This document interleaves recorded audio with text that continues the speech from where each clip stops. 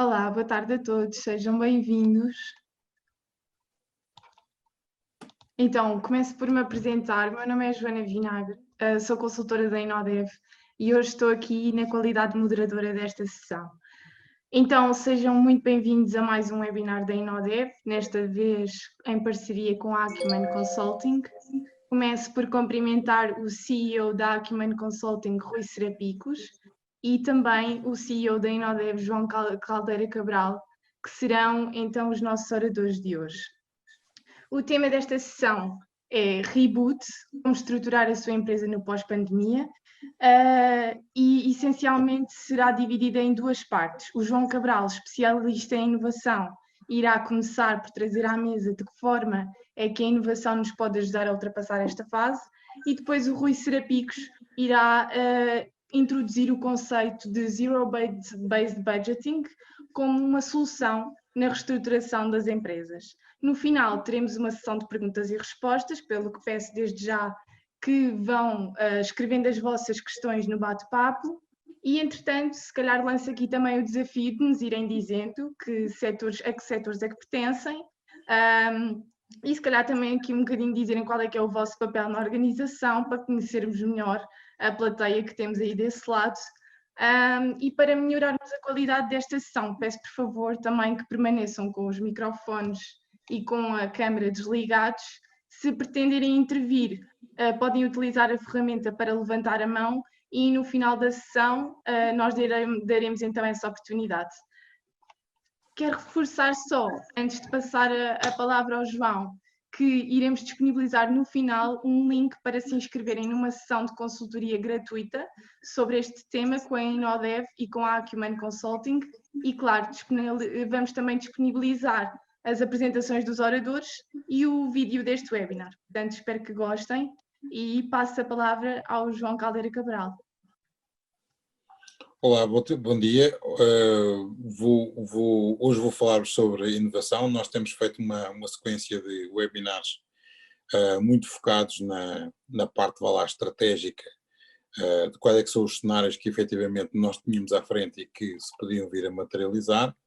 Hoje em dia já há cenários um pouco mais claros e portanto, nesta sessão iríamos focar um bocadinho mais sobre o que fazer e o que fazer às empresas. Joana, eu ia pedir-lhe para você partilhar a apresentação. Com eu certeza. Estou aqui do meu iPad e estou aqui com algumas dificuldades. Creio então que já estejam a visualizar. Certo. Pode avançar slide. Ok, portanto nós vamos hoje falar aqui sim sobre a primeira secção, a importância da inovação no pós-pandemia. Quer avançar? Bom, a primeira coisa que nós tínhamos que ver é como é que está neste momento, qual é o ponto neste momento que nós estamos em termos da crise e da pandemia. Bom, há aqui assim três gráficos muito importantes. Normalmente nesta curva da pandemia, nós já falámos nisto em apresentações anteriores, eu acho que aqui um dos pontos mais importantes é a questão, vocês veem no gráfico à direita em cima, que é o número reprodutivo. Este número reprodutivo diz quantas pessoas é que uma pessoa infectada, a quantas pessoas é que ela transmite a doença.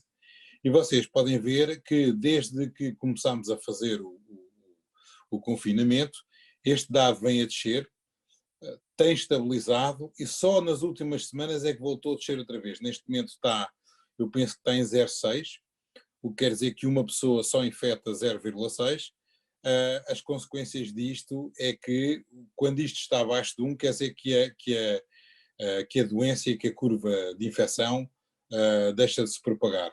Vocês reparem, mesmo assim é relativamente alto. Nós estamos agora a fazer o desconfinamento, mas na altura, quando os chineses abriram em Wuhan, o RT era de 0,34. O que quer dizer que nós vamos abrir e eventualmente isto pode voltar a subir outra vez e depois temos que fechar mais tarde, etc. Ou seja, ainda não está definitivamente ganha a batalha, ou seja, o cenário de que vai ser uma recuperação a partir de agora focada na economia. Ainda podemos ter aqui algumas surpresas do ponto de vista do que pode acontecer do ponto de vista médico, não é? Pronto, vocês também podem ver no gráfico cá em baixo que, efetivamente, comparado, portanto, a linha que está a verde contínua seria a previsão baseada no modelo inicial, e vocês veem que, efetivamente, há aqui assim uma quebra e cada vez, portanto, está mais baixa. Efetivamente, quebrou-se a questão da propagação, mas ainda estamos longe de estarmos numa zona em que a gente possa estar à vontade. Outra coisa que também é interessante é que nós vemos, estamos mais ou menos a meio da tabela, aquela curva preta é Portugal. Temos vários países abaixo, temos vários países acima.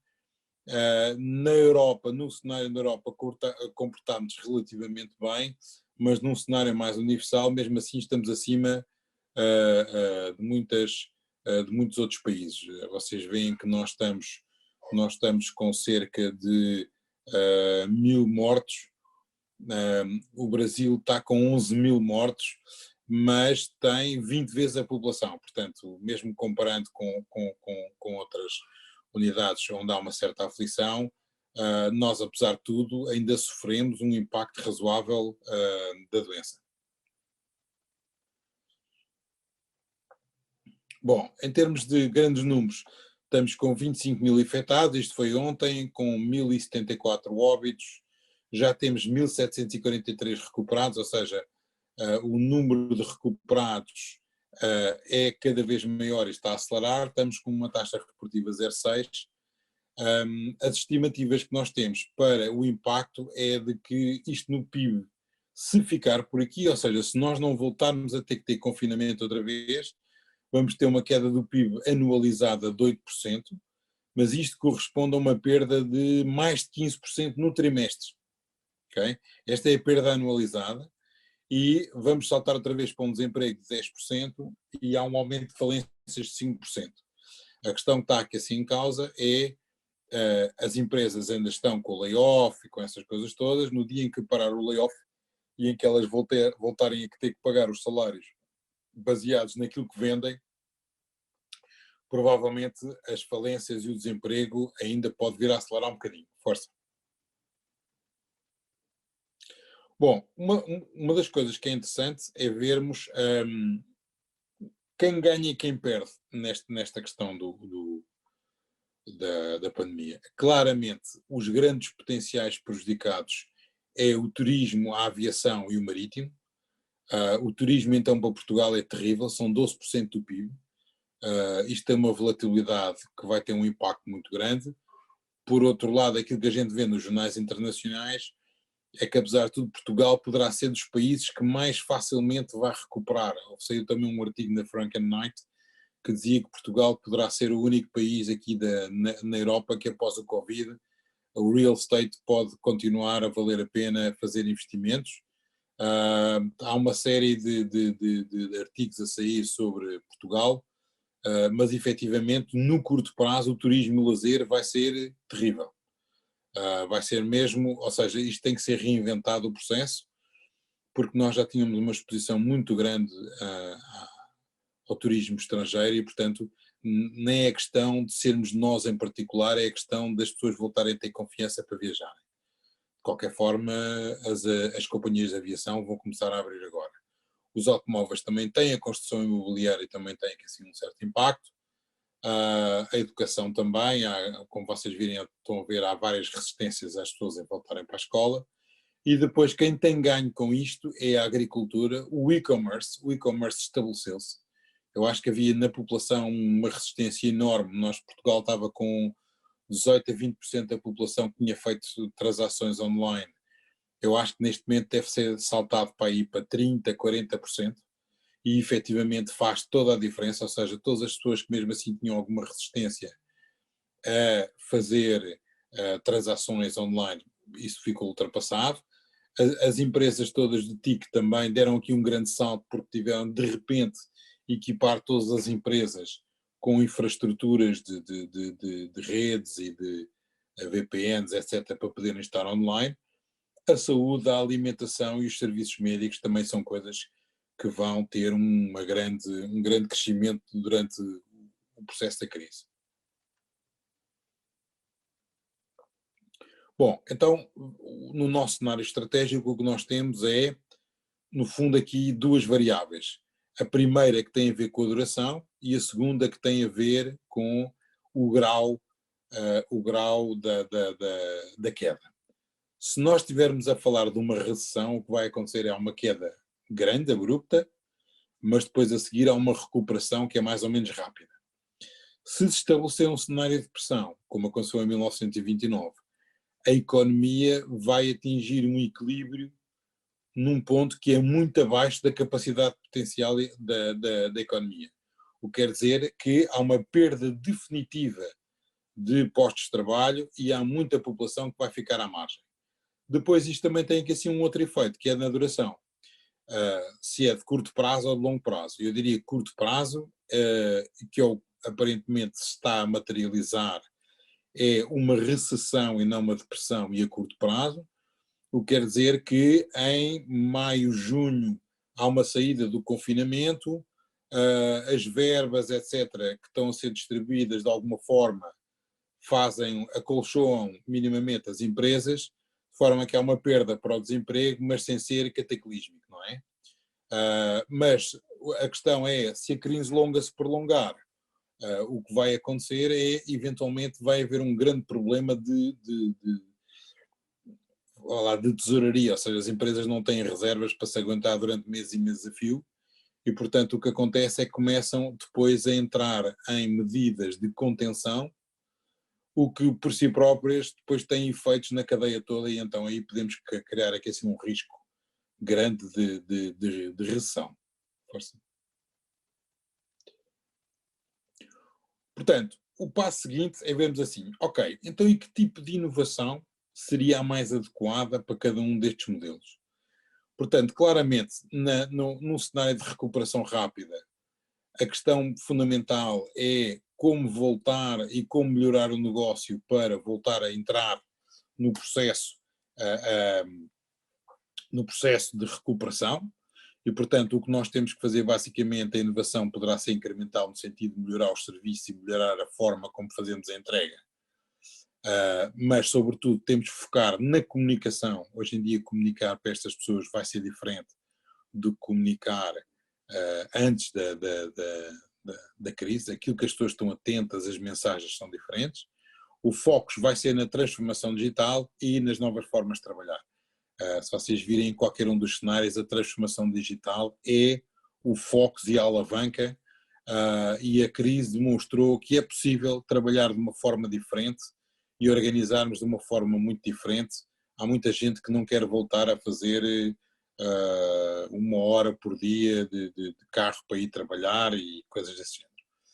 Se a crise for longa, mas ainda no cenário de recessão, aí já provavelmente teremos que adaptar o modelo de negócio e entrar aqui em novos instrumentos financeiros para conseguir garantir um financiamento médio e longo prazo. Neste momento há financiamentos disponíveis para isto, aqueles empréstimos do Covid, etc., podem ser importantes, porque são cenários nos quais vamos ter cerca de 6 anos para pagar, e com 1 ou 2 anos de carência, portanto podem ser aqui instrumentos fundamentais para se conseguir reordenar as coisas. Se houver um mega crash, aí a inovação terá que ser disruptiva, porque basicamente vai deixar a economia como a conhecemos, os serviços como a conhecemos, vão deixar de funcionar. E portanto, basicamente, nós temos que reinventar-nos, criar produtos novos, e há aqui um foco muito importante que é não deixar cair a cadeia de valor, portanto, quer a montante com os clientes, quer a jusante com os fornecedores, não deixá-los cair e manter um nível de comunicação muito alto para conseguirmos fazer o acompanhamento. Finalmente, se houver uma depressão com muito longo prazo, eu acho que aqui, obviamente, que o sistema vai estar, neste caso, muito sujeito a mudanças estruturais, políticas, etc., parecida com o que houve nos anos 30. Este é um cenário complicado, mas basicamente as empresas terão que se renovar, e então aí uma das ferramentas fundamentais é utilizar algumas estratégias do Oceano Azul, etc., para procurar novos segmentos que não estejam explorados ou que tenham aparecido em consequência das novas, enfim, em consequência do que aconteceu nesta crise sanitária. Quero passar. Bom, então, estratégias de atuação. No primeiro caso, em termos de estratégia de atuação, acho que a primeira coisa é explorar os programas comunitários, ver que valores é que há para ir buscar de subsídios, fundos, etc, etc, para a empresa de alguma forma sofrer o menos possível no curto prazo, e vai ter que adaptar e lançar novos produtos que sejam adaptados a estas alterações do mercado. Já se nós estivermos aqui num cenário de uma crise longa, aí teremos mesmo que olhar para o business plan e vermos a nível, o plano estratégico terá que ser mudado. Provavelmente as empresas vão ter que encontrar outras formas de chegar ao break-even, vão ter que equacionar muito bem a relação entre as pessoas e os investimentos e aquilo que efetivamente podem vir a faturar, e é muito importante recorrer a instrumentos financeiros de médio e longo prazo que consigam fazer a ponte entre a crise hoje e a capacidade e a resiliência para conseguirmos subsistir a médio e longo prazo. Num cenário aqui mega crash, do mega crash, que a gente chama de mega crash, que é curto prazo e depressão, acho que é muito importante estabelecer alianças e parcerias de forma a manter os canais vivos e de alguma forma manter centros de competências nas áreas e nas indústrias onde nós temos, de forma a podermos reagir, enfim, às mudanças que estão por aí, analisar novos mercados e repensar o nosso portfólio de produtos e serviços. Se no último cenário temos mesmo que repensar o negócio, criar soluções provavelmente novas, e isto é o cenário ideal para efetivamente pensar em inovação disruptiva, ou seja, como de alguma forma responder às dores que têm os nossos clientes de uma forma completamente diferente, porque provavelmente as condições vão ser muito diversas. Ok, portanto, o que é que nós desenvolvemos aqui em termos de metodologia rollout? Ou seja, o que é que nós aconselhamos às empresas para elas fazerem no sentido de responder à crise? A primeira fase, obviamente, é a ação das defesas. Foi como nós falámos, é ver os fundos, ver as ferramentas, ver as medidas de apoio, etc., de forma a empresa entrar nesta crise com o máximo que ela conseguir de reservas, porque não sabe efetivamente o que é que vai acontecer no futuro, e portanto este é um papel muito importante. Depois, o número 2, que é muito importante, é o olho à sua volta, nós chamamos de olho à sua volta, e que basicamente é estar muito atento às tendências, quer de mercado, quer tecnológicas, quer de consumo, e há várias tendências muito, muito, muito claras que a gente pode ver a seguir, e de alguma forma antecipar os produtos e os serviços que vendemos, de forma a ir ao encontro destas tendências. Depois cá está, cria ou adapta os seus produtos e serviços, que é rapidamente passar para produtos utilizando provavelmente, eu diria, os átomos que estavam já criados no passado e reconstruí-los de forma muito criativa e diferente. E depois, muito importante, é inovar na comunicação. Eu acho que este é o ponto principal na comunicação. Os processos normais de comunicação, só um bocadinho para trás, os processos normais de comunicação que nós estávamos habituados, as televisões, os seminários, as conferências, vão estar durante muito tempo ou inibidos ou diminuídos na sua capacidade de atração, e portanto há que construir canais completamente novos e reputação completamente nova. Acho que as empresas que já estavam muito envolvidas na área das plataformas digitais têm aqui uma vantagem grande, mas as outras empresas têm que caminhar para isto muito depressa. Força. Então, neste ponto que eu acionar as defesas, primeiro é garantir a saúde e segurança da equipa. Eu acho que isto é uma coisa muito importante, sobretudo agora que estamos aqui no processo da retoma gradual. Portanto, as empresas têm que ser capazes outra vez de dar a sensação às suas pessoas de segurança, porque senão as pessoas estão sobre uma pressão muito grande e não vão ter não vão produzir aquilo que era necessário produzir e com a calma e com a lucidez que o deviam. Portanto, reduzir o risco de transmissão, apoiar os que estão infectados, reduzir o stress, assegurar o cumprimento das exigências regulatórias, é óbvio. Portanto, primeiro ponto, saúde e segurança da equipa. Segundo, olhar para a força do negócio. Ok? E a questão é reforçar a confiança dos clientes, a habilidade que a gente tem de fazer o supply. Uma das coisas muito importantes que nós temos sentido até com alguns nossos clientes é que algumas cadeias de valor foram rompidas, sobretudo com a China, etc, etc, em áreas eletrónica, plásticos, coisas desse género, e é muito importante voltar a olear e a estar com as cadeias de valor em pé, provavelmente reestruturar também as cadeias de valor, no sentido de deixarem de ser tão lentas, com tantas pessoas metidas no meio, porque isso de alguma forma torna-nos vulnerável também hoje em dia à economia internacional. Acho que vai haver uma reestruturação muito grande das cadeias de valor e há aí obviamente uma oportunidade, porque por exemplo, serviços de nearshoring, etc., são muito interessantes para um país como Portugal.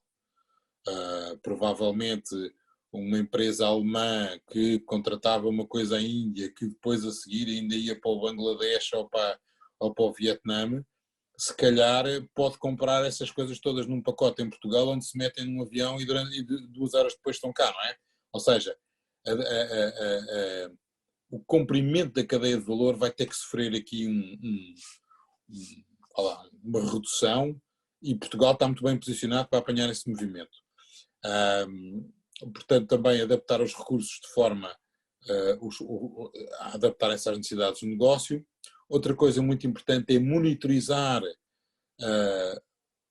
a resposta ao mercado e ver o que é que a competição está a fazer. A gente não se pode deixar, aqui nesta altura vai ser muito importante a velocidade de reação e preparados em termos de capacidade e das competências para os cenários de recuperação. Reparem, uma das coisas importantes nos cenários de recuperação é, provavelmente vai haver desemprego, claro que vai haver desemprego, mas provavelmente também vai haver muita procura de novas competências e de pessoas com competências que na economia antiga não eram tão necessárias, mas aqui vão ser essenciais. Portanto, há aqui muitas oportunidades, quer para as empresas, quer para as pessoas, de se reposicionarem e de terem aqui uma atitude diferente.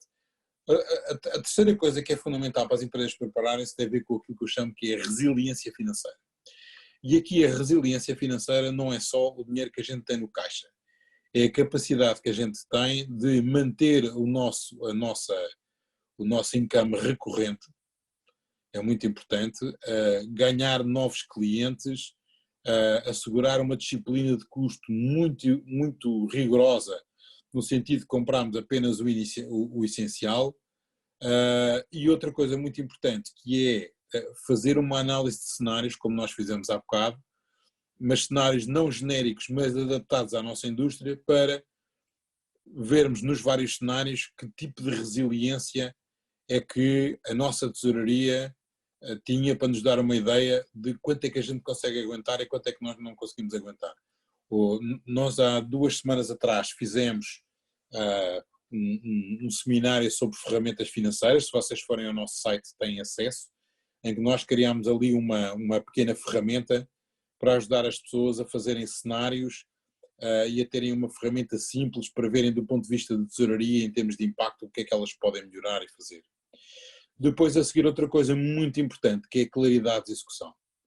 Num tempo destes é muito importante a liderança e é muito importante como nós comunicamos quer com as nossas pessoas, quer com os nossos clientes, quer com os nossos fornecedores, de forma a termos uma mensagem muito clara e passarmos uma mensagem de paz, de tranquilidade. Sim, é um problema, sim, lá fora está duro, mas nós temos um plano, vamos sofrer aqui um bocadinho, mas temos na nossa cabeça um plano muito claro. E esta mensagem tem que ser passada, e tem que ser passada com propósito e com integridade. Não é a altura de distribuir bónus, não é a altura de mudar os carros da administração. Em Portugal há muitos comportamentos destes que depois despoletam reações emocionais nas pessoas que estão a sofrer, completamente desconexas, não é? Portanto, é muito importante liderar com propósito e integridade. Quer passar? Pronto, o próximo ponto é o olho à sua volta. Quer passar então próximo? Em que então aqui nós temos aqui também 4 passos importantes. Primeiro, tendências de mercado. A questão é, nos setores que são os consumidores dos serviços que nós temos, podemos aqui até analisar um bocadinho as personas, ou seja, que tipo de grupos é que nos consomem, e tentar fazer um mapa, dizer assim, para cada um destes grupos, em que é que a pandemia mudou o comportamento, mudou a capacidade ou vontade de investir nos nossos serviços, etc. É muito importante, de forma a ver quais é que são os segmentos onde a gente se pode focar e como é que a gente tem que mudar eventualmente o nosso serviço, o nosso pricing e o nosso modelo de negócio. Depois outra coisa que é importante é que numa empresa uma pessoa nunca consegue ouvir tudo. É muito importante que mobilizemos toda a nossa equipa para todos eles serem capazes de ouvir, ver e trazer para a mesa efetivamente as várias tendências do que está a acontecer para a empresa ser capaz de responder de uma forma coerente e de uma forma estável. E por último, é muito importante também olhar a possibilidade dos chamados mercados conexos, que são mercados onde nós não estávamos, mas temos as competências para vir a estar. Não vai em algum desses mercados aparecerem aqui algumas oportunidades interessantes, ou pelo menos estes mercados sofrerem menos do que os nossos próprios estão a sofrer. Depois outra coisa que é muito importante é olhar para as tecnologias emergentes. O segredo provavelmente de nós conseguimos entregar inovação é nós conseguirmos ter uma ideia de quais é que são as tecnologias emergentes e criarmos as competências para conseguirmos fornecer um serviço ou um produto na altura certa, e o que implica que a gente tem que ter a capacidade de previsão para criar as competências para estarmos lá na altura certa e com os recursos certos para fazermos essa entrega. Portanto, é muito importante ver aquilo que aconteceu com a pandemia e conciliá-la com a evolução da tecnologia, e ferramentas como o Hype Cycle da Gartner, etc., podem ser muito interessantes para se ter aqui uma ideia mais, pelo menos como um início de reflexão. Outra coisa também muito importante é falar com os parceiros tecnológicos, refletir sobre as áreas do seu negócio que possam ser alvo de transformação digital, que é uma coisa muito importante também. O que é que eu consigo automatizar, o que é que eu consigo entregar para escalar, e depois a seguir uma coisa muito importante que é o que é que eu conseguirei fazer online que ainda não faço. Tudo o que eu conseguir fazer online provavelmente vai me permitir estar à frente da minha concorrência nesta nova tendência muito forte que é passar praticamente tudo para o online. Outra coisa que é muito importante, que é olhar e estar atento às alterações dos modos de consumo. Portanto, identificar as novas dores dos potenciais clientes. Eu não sei o que é que vai acontecer, mas provavelmente vai haver clientes que ou não vão ter dinheiro ou vão estar pressionados em termos de tesouraria, temos que arranjar aqui se calhar ferramentas para eles poderem financiar a compra dos nossos serviços. Vão haver provavelmente clientes que têm uma percepção diferente ou uma dor imediata, ou seja, é muito importante estar atento a como é que eles vão mudar, perceba o que mudou na perspectiva dos clientes, falar com os especialistas em áreas verticais que também nos podem dar uma ideia muito rápida e muito concreta e mais aprofundada sobre o que é que está a mudar. E outra coisa muito importante, que é o trabalho em equipa, o brainstorming, de forma a que muito rapidamente se consiga fazer novos produtos. Uma das coisas mais importantes que vai acontecer é nós termos a capacidade de pegar nestas tendências todas e sair para o mercado com produtos novos. E atenção, ninguém sabe quais é que são os produtos que vão triunfar. A gente tem que sair com muitos produtos novos, testá-los, falhar rápido e renová-los muito rapidamente de forma a conseguir estabilizar e conseguir emitir produtos novos neste contexto que é a primeira vez para toda a gente. Nunca houve um mercado assim. E por último, olhar também para o que é que a concorrência está a fazer, de forma a que nós tenhamos uma estratégia ofensiva no sentido de criar novos serviços, mas também defensiva no sentido de perceber o que é que os outros estão a fazer e termos também uma resposta, não é? Uma resposta de alguma forma que acompanhe os nossos concorrentes. Outra coisa também importante é o que é que eles estão a fazer em termos de concorrência. Eu acho que o share of voice é muito importante e uma coisa muito importante também é as estratégias de competição. Ou seja, eu posso ter várias pessoas que são minhas, que são competição em termo normal, mas que nesta altura de crise eu me posso unir e consigo, com uma estratégia integrada, ter muitíssimo mais visibilidade e, quem sabe, até depois desta crise passar, reposicionar-nos no mercado. Portanto, estes são, enfim, os 4 passos neste passo do olho à sua volta. Depois, a questão número 3, que é muito importante, que é cria ou adapta os seus produtos e serviços. Ok, não chega nós pormos à defesa e acompanhando as tendências. Na realidade, o que nós temos que fazer é lançar produtos, muitos, de forma a testá-los, abandonar os que não funcionam e focarmos naqueles que funcionam. Portanto, muito também de acordo com a estratégia que a Inodef costuma usar em termos das suas metodologias. O primeiro passo, obviamente, é usar a equipa toda que esteve atenta a ver as tendências dos clientes, dos mercados, as tendências tecnológicas, criar muitas ideias e ter aqui uma seleção racional. Eu gosto muito das matrizes de impacto-esforço, ou seja, o que é que poderá ter mais impacto na organização com o mínimo de esforço, para de alguma forma termos aqui prioridades muito claras.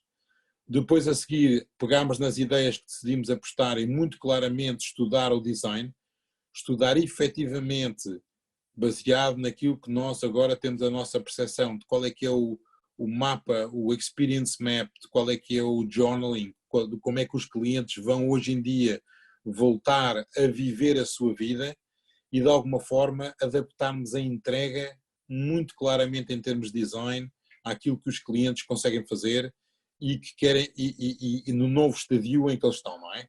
Porque se calhar vão passar muito menos tempo a andar de carro, se calhar vão muito menos tempo às empresas, se calhar há uma série de serviços que podem ser aqui criados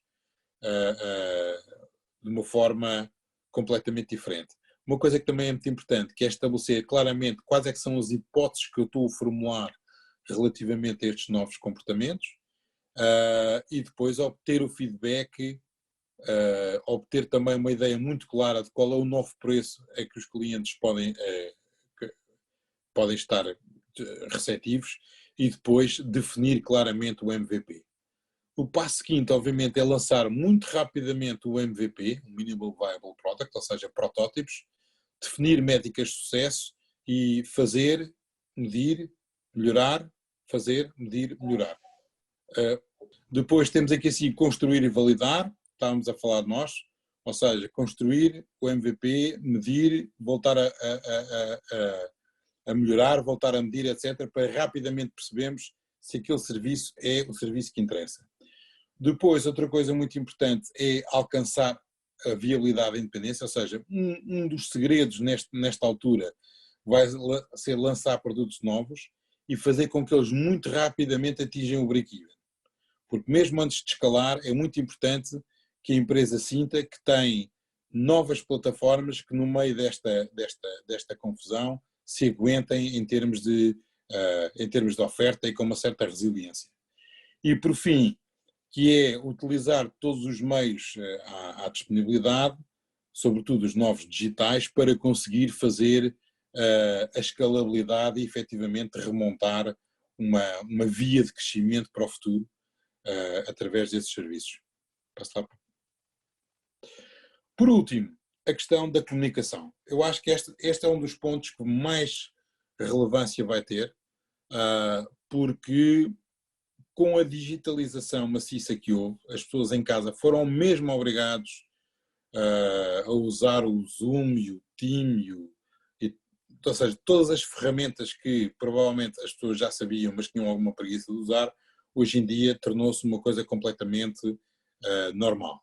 E, portanto, o primeiro passo aqui é adequar a comunicação, adequar a estratégia de marketing e comunicação, quer online, quer offline, ou seja, o equilíbrio entre quanto é que nós comunicávamos offline e online reestruturou-se, é preciso rebalancear o foco da empresa em termos de comunicação.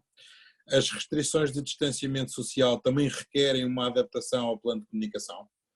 Não vale a pena fazer gatherings e fazer festivais, etc., a comunicar as marcas, porque tudo isso vai ter aqui mudanças muito profundas. E depois a seguir o plano do web marketing passa a ser tão importante como o plano de marketing, e o dinheiro que eu alocava para os vários canais de marketing e de eventos, etc., tem que ser reestruturado de uma forma completamente diferente, porque efetivamente o online vai ser, nos tempos mais próximos, o único canal que nós vamos ter de comunicação de uma forma eficaz. Poderão existir muitos meses, até provavelmente anos, até voltar a haver um concerto ou mesmo um jogo de futebol com a plateia lá dentro, não é? Portanto, há muitas coisas que vai ter que mudar em termos da mudança e da adequação da comunicação. Depois, obviamente, que era o que estava a falar, que é privilegiar as plataformas online. Obviamente o SEO é muito importante porque o orgânico, a percentagem de contactos que a gente tem organicamente é muito importante na economia do valor da aquisição de um cliente novo.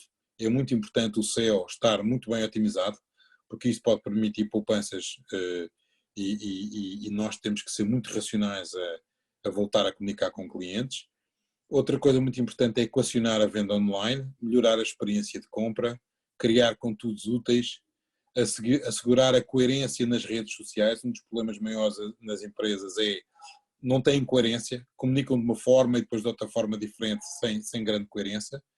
Depois, utilizar as estatísticas disponíveis, os analytics, etc., são fundamentais estarem a ser usados e a ser monitorados. E depois outra coisa que é uma tendência que também se estabeleceu muito claramente é o vídeo. O vídeo hoje é muito importante e ganha preferência sobre tudo. Depois, outra coisa que é ir ao encontro de novos comportamentos. Os consumidores vão ser mais cautelosos e racionais, portanto vai haver menos compras por impulso.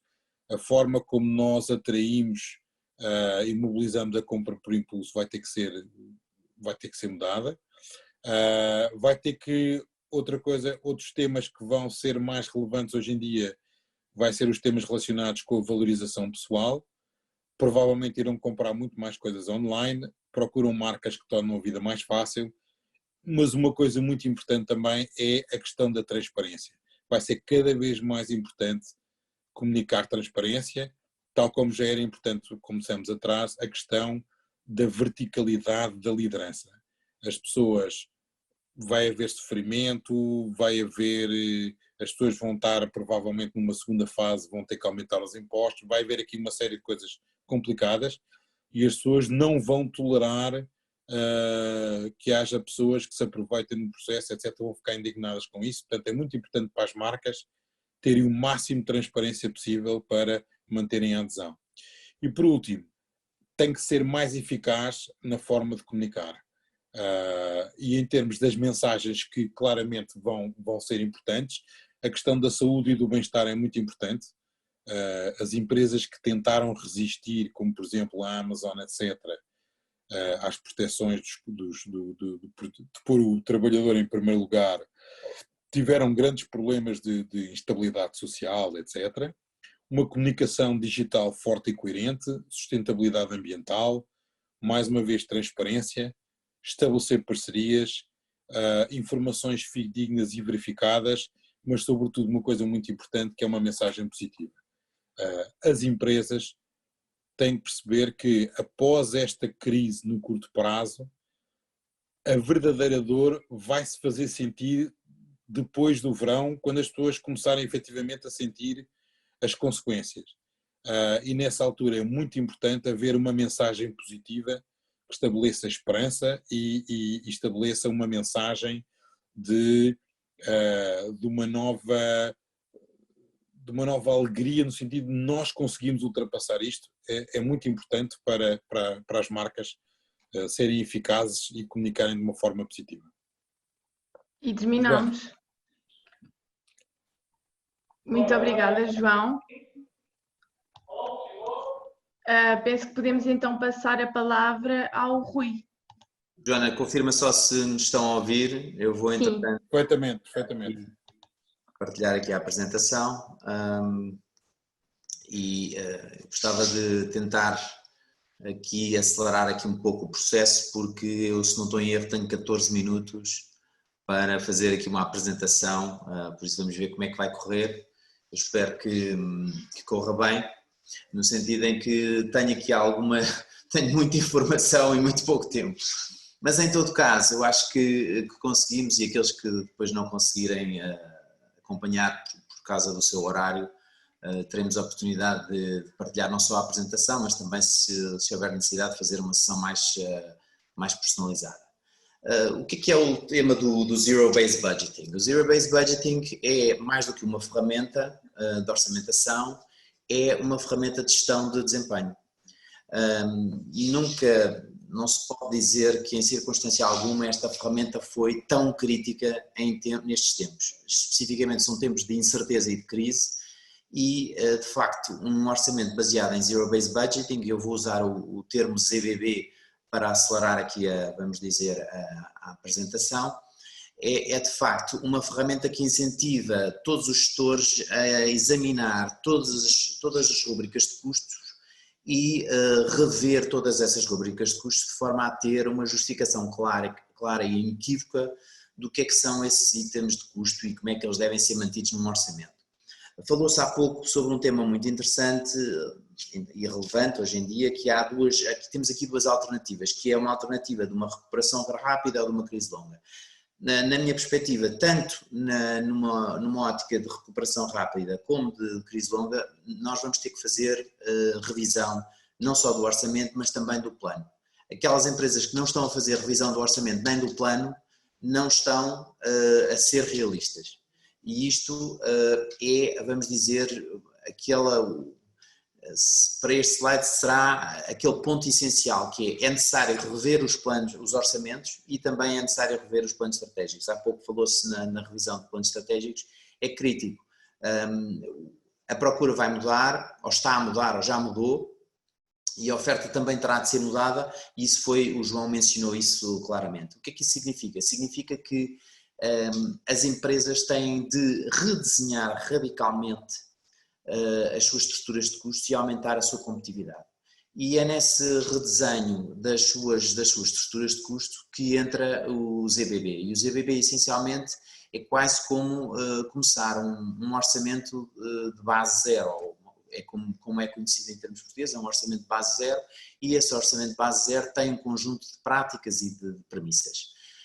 Eu vou rapidamente passar pela componente destes diferentes modelos de gestão de desempenho, nomeadamente o que é que são os modelos que foram utilizados até agora em termos de gestão de custos. Eu vou ser mais célere nesta parte da gestão de custos e muito mais enfocado na abordagem ao Zero Based Budgeting e aos elementos do Zero Based Budgeting.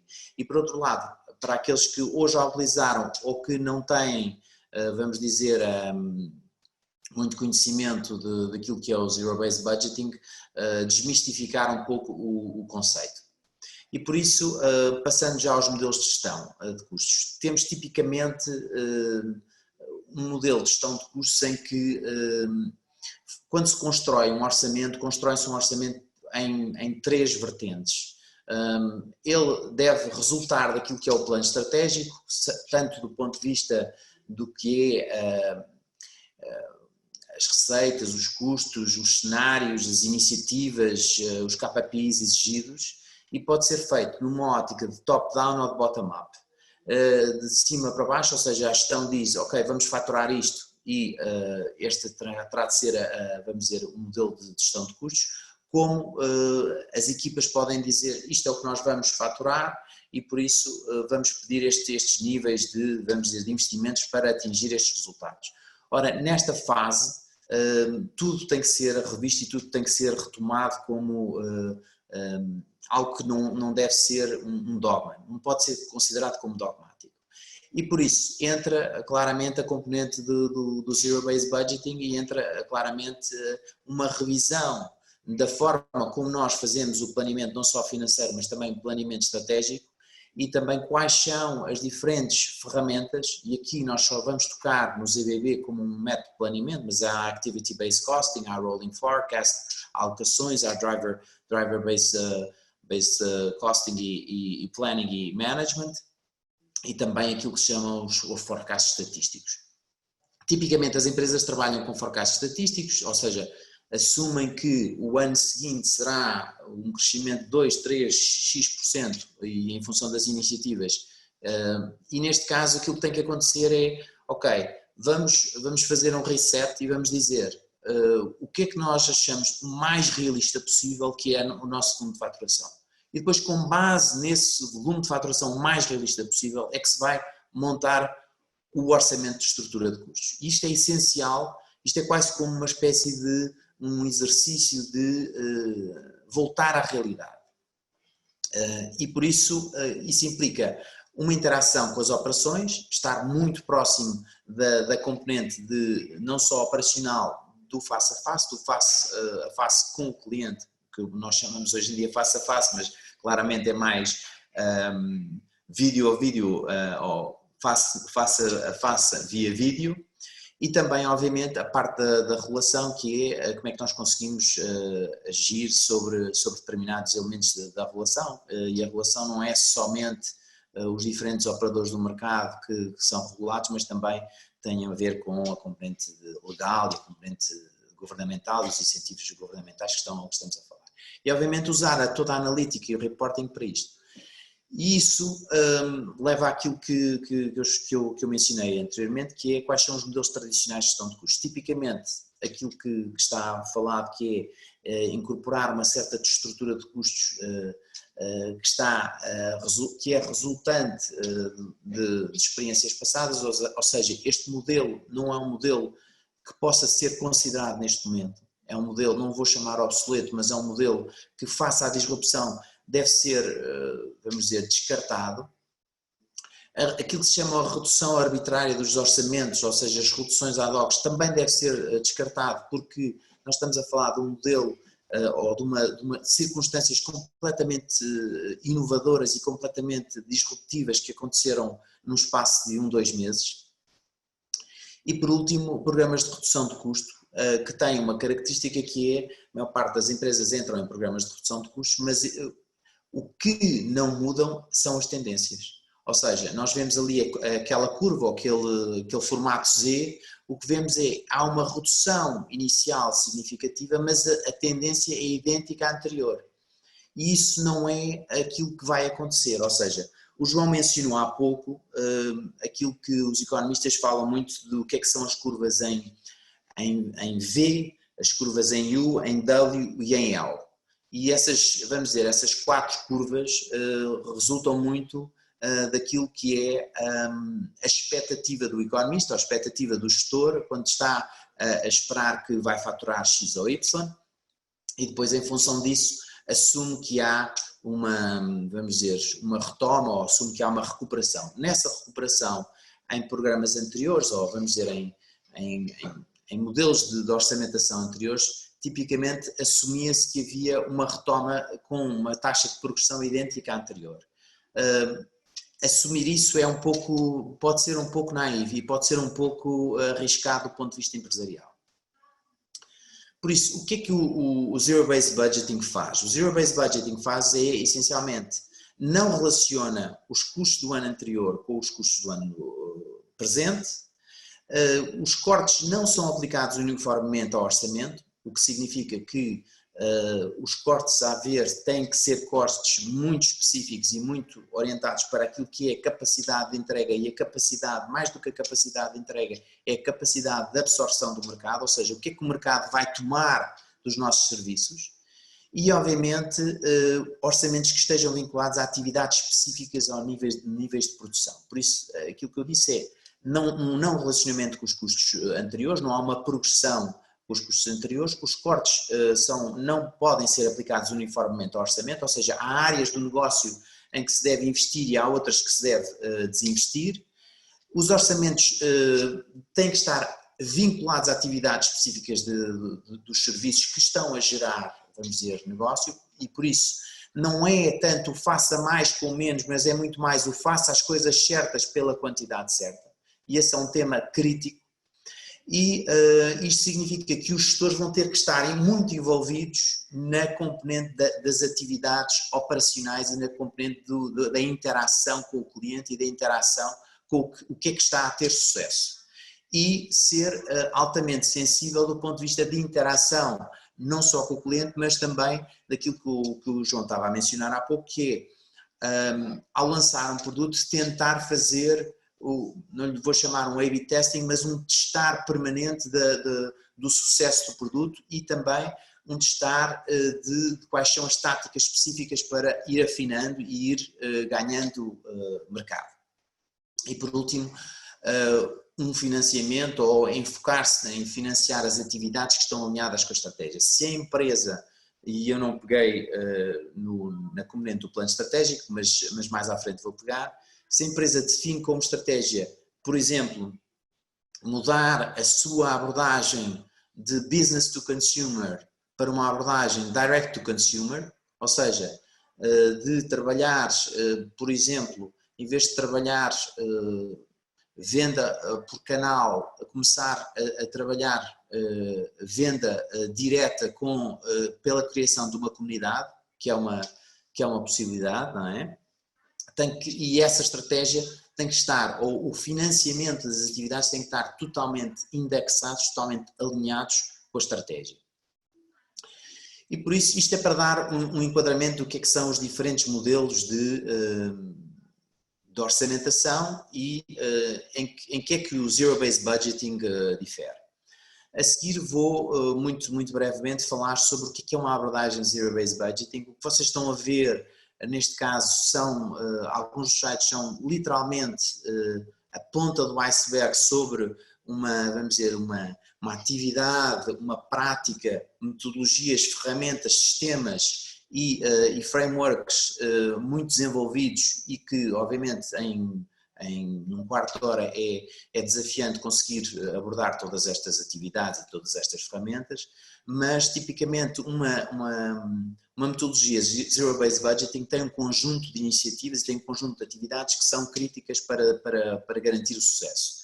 Nomeadamente, a primeira é mobilizar e formar as pessoas têm que saber claramente quais são os objetivos do programa Zero-Based Budgeting, têm que ter envolvidos todos os interlocutores, têm que formar as pessoas sobre o conceito e, obviamente, passar à fase seguinte, nomeadamente ser capaz de capturar a informação dos interlocutores, desenvolver as soluções para o planeamento estratégico e para o planeamento financeiro e compreender que existe uma arquitetura e uma execução de integração de dados, dos dados anteriores financeiros com os dados presentes financeiros, e é preciso ser claro em relação a isso e ser inequívoco em relação a isso e ter uma capacidade de, se o modelo tem sucesso, então escalar isso. Pode-se começar, por exemplo, com um piloto, que é o caso que está aqui a ser apresentado, e escalar isto para várias áreas de negócio. Pode-se começar com uma área de negócio, se tem sucesso, então vamos escalar isto para todas as áreas de negócio e estender isto, obviamente.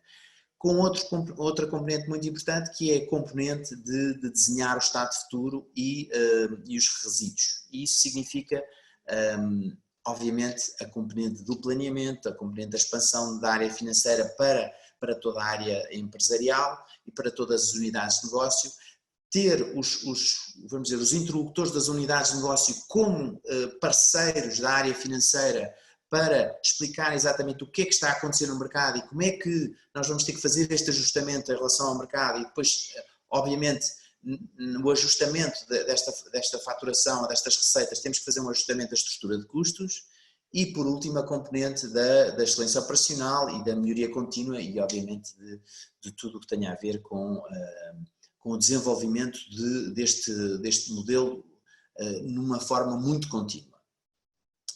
Dito isto, quais são os elementos do Zero-Based Budgeting? Eu prometi que ia falar sobre o plano estratégico. É importante perceber este slide ou este diagrama, porque o plano estratégico não deve ser considerado como um elemento onde nós devemos exercer o Zero-Based Budgeting. O plano estratégico deve ser revisto. Todas as empresas atualmente devem fazer uma revisão do seu plano estratégico, não vou dizer de 15 em 15 dias, mas pelo menos mensalmente, porque existe uma transformação de tal maneira grande no mercado que aquilo que se estava a dizer, que é, há produtos que podem não ter sucesso, então os gestores têm que ser muito sensíveis àquilo que o mercado está a absorver. E isso significa que não só tem que haver um plano de investimento para todas as iniciativas que estão desenvolvidas, mas também associar a este investimento e a estas iniciativas um plano financeiro muito específico e todos os cenários e contingências associados a este plano. E são aqui as áreas onde entra o Zero-Based Budgeting, ou seja, as áreas que estão a verde são as áreas onde as ferramentas de Zero-Based Budgeting têm que operar. E obviamente depois seguir com um orçamento detalhado e, além de seguir com o orçamento detalhado, ter um rolling forecast, ou seja, ter uma atualização permanente daquilo que é as previsões e daquilo que é o previsto e aquilo que é o real.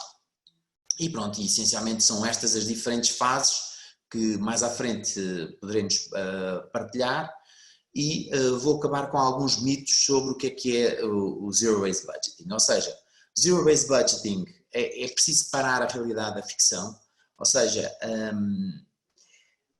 é essencial forçar dois temas na gestão ou nos gestores das empresas. O primeiro é que os donos do negócio, sejam os gestores de pequenas empresas, de médias ou de unidades de negócio, têm que ser os donos do orçamento.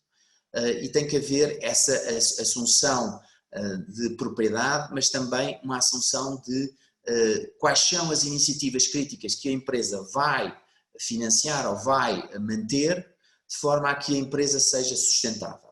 Neste momento, toda a gente ouviu falar vamos dizer, estas práticas e estas ferramentas são usadas ao longo de décadas, não é? Ou seja, não é desde agora que o Zero-Based Budgeting está a ser usado. Nós usámos muito Zero-Based Budgeting em 2008, 2009 e em 2012 para clientes, porque foi necessário fazer um reset completo às vendas e foi necessário fazer, vamos dizer, um reset também à estrutura de custos que está associada a as vendas e a eliminação de custos desnecessários e também forçar os donos destes orçamentos a executarem análises de custo-benefício e análises de esforço, retorno sobre aquilo que vão implementar. E obviamente aumentar o nível de responsabilidade dos custos, do controle de custos e garantir que a área financeira da empresa ou que a gestão da empresa forma uma parceria com as unidades de negócio ou com vamos dizer, as entidades que estão no campo e que estão a lidar com os clientes. Por isso, quais são os 5 mitos? É que é um modelo de orçamentação. Não é um modelo de orçamentação, é muito mais um modelo de gestão de desempenho. Ou seja, o objetivo é garantir que o desempenho da organização, através de Zero-Based Budgeting, seja maximizado ao rever permanentemente. Obviamente dá um pouco mais de trabalho, mas garante que práticas passadas de assumir que o orçamento vai ser igual a 2 ou 3% do ano passado são não só completamente obsoletas, mas perigosas para a gestão financeira da empresa. Outra é que poucas empresas usam o Zero-Based Budgeting. Isto, além de não ser minimamente real, mais de 30% das empresas hoje em dia que não estavam na situação atual já usavam Zero-Based Budgeting. O outro mito é que, de facto, as empresas de líderes não usam orçamentos baseados em Zero-Based Budgeting. Não é só os líderes que usam, mas também empresas que têm dificuldades financeiras que usam. E também existem outras razões para usar Zero-Based Budgeting, nomeadamente em casos de fusões e aquisições, nomeadamente em casos de novos investimentos para crescimento da empresa, que é o caso que hoje em dia as empresas estão a experienciar, expansões de mercado ou de marca e implementação de novas tecnologias, como foi mencionado há pouco. Tipicamente, para as novas tecnologias, hoje em dia a maior parte das empresas está a olhar para o e-commerce e está a olhar para o direct to consumer como tecnologias ou como paradigmas que vão ajudar à resolução ou ultrapassar esta pandemia ou esta crise resultante da pandemia. E E passando também a mais uma, vamos dizer, a mais um mito, que é este modelo tem de ser gerido centralmente. Não, antes pelo contrário, é um modelo que pode ser gerido, deve ser distribuído e deve ser coligido para que hajam discussões de valor sobre o que é que está a evoluir e como é que nós conseguimos reagir rapidamente em relação ao que o mercado está a ditar. E, por último, o tema de que o Zero-Based Budgeting leva mais tempo. Sim, leva mais tempo, em média leva 3 a 5 dias num orçamento anual, numa organização de grande porte, mas nas organizações de pequeno porte isso não é verdade, porque a orçamentação funciona de forma completamente diferente de uma organização de grande porte, onde não há necessidade de consolidações, onde não há necessidade de preços de transferência e por aí fora. E, em poucas palavras, penso que consegui acelerar aqui a apresentação. Estamos totalmente disponíveis para responder a questões que tenham. Claro que sim. Obrigada, Rui. Foi super esclarecedor e creio que cumprimos aqui também o tempo a que nos propusemos no início. Muito obrigada a todos. Obrigada, Rui, e obrigada, João. Muito obrigado, Joana. Obrigado, Joana. Obrigada. Obrigado a todos.